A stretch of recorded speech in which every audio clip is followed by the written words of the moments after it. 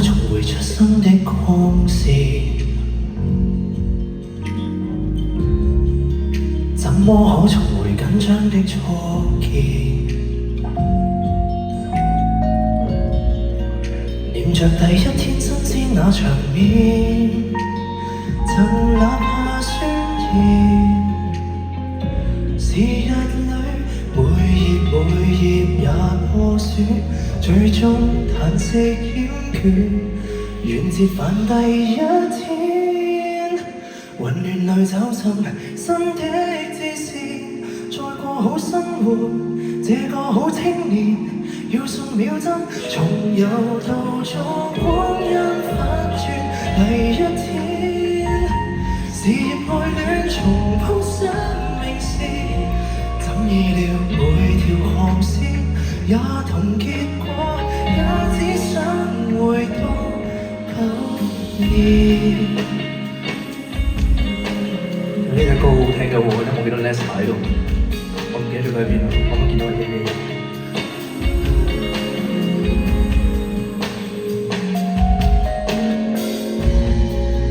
幾多感情回歸中給欺騙，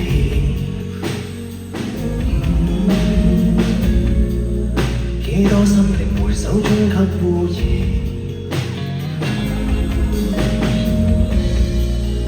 由輪迴框起中標那圓圈，能否現姻緣？日記簿每頁快揭穿，看懂還未看穿，願折返第一天，混亂裏找尋新的支線，再過好生活，這個好青年，要數秒針，從遊到咗光陰反轉第一天，事業愛戀重鋪生命線，怎意料這循環線也同結果，在終點也在於今天悔恨當天，哪怕已經重寫千多嘴言，小說定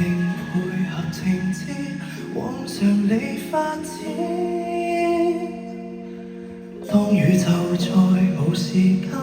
也無結果，這篇章才有伏線。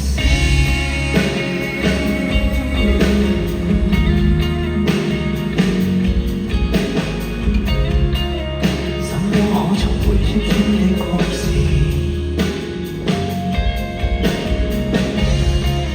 怎麼可重回想中的